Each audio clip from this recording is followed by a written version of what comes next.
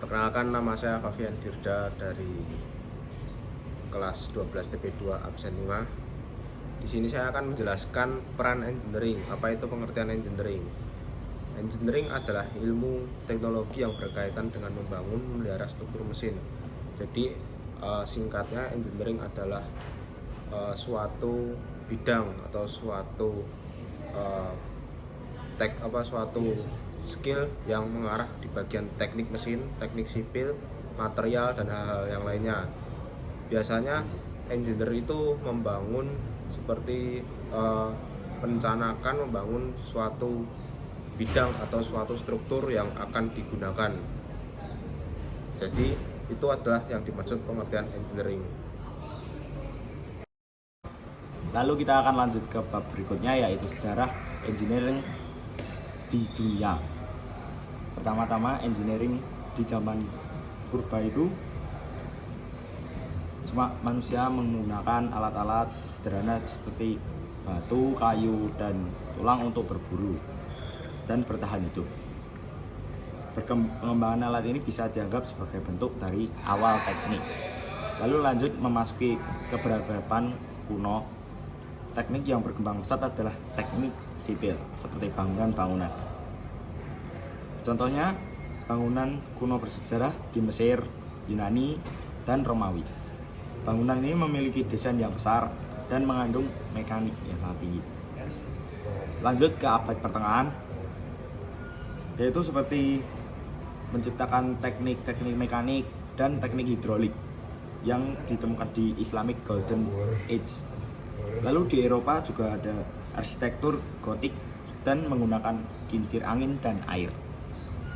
Lalu masuk ke zaman Renaissance, kebangkitan minat pada ilmu pengetahuan dan teknologi dengan tokoh seperti Leonardo da Vinci yang merancang mesin dengan struktur inovatif. Lalu masuk ke revolusi industri, perkembangan mesin uap, pabrik, dan rel kereta api memicu pertumbuhan teknik mekanik, kimia, dan manufaktur. Lalu masuk ke abad 19 dan 20, kemajuan dalam teknik sipil, listrik, mekanik, dan kimia, serta pengembangan teknologi militer selama Perang Dunia. Lalu pada zaman sekarang, zaman modern, fokus pada teknologi digital, komputer berteknologi, serta teknik berkelanjutan dan energi terbentukan.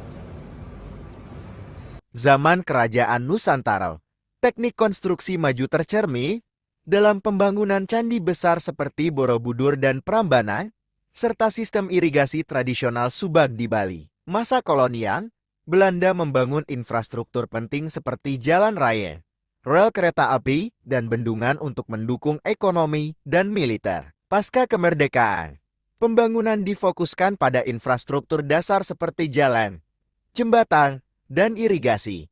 Institut Teknologi Bandung ITB didirikan sebagai pusat pendidikan teknik. Orde Baru, pemerintah Soeharto meluncurkan proyek infrastruktur besar seperti jalan tol, pembangkit listrik, dan pengembangan industri pesawat terbang dan otomotif. Era reformasi dan modern, pembangunan infrastruktur meluas ke daerah terpencil, teknologi digital berkembang pesat, dan proyek besar seperti MRT Jakarta serta jalan tol lintas Sumatera dibangun. Perkenalkan, nama saya Nathanael Kaiser Nagara Nukumbolo, kelas 12 TP2 absen 21. Saya akan menjelaskan tentang dampak perkembangan engineering bagi Indonesia. Yang pertama ada dampak positif. Beberapanya ada mempercepat pertumbuhan ekonomi, peningkatan efektivitas dan efisiensi dalam produksi serta distribusi produk, dan yang terakhir ada peningkatan infrastruktur. Kemudian dampak negatifnya yaitu ketergantungan teknologi asing, resiko keselamatan, serta kerusakan lingkungan. Nama saya Samuel dan saya akan menjelaskan perilaku positif yang dapat kita lakukan untuk menghadapi perkembangan ilmu teknologi. Dalam menghadapi perkembangan iptek, kita bisa menjalankan perilaku positif agar dapat memanfaatkan ilmu iptek dengan sangat baik. Yang pertama ya ini ada sikap terbuka dan fleksibel. Yang kedua adalah belajar secara berkelanjutan. Yang ketiga adalah berpikir kritis dan analitis. Yang keempat, kreativitas dan inovasi.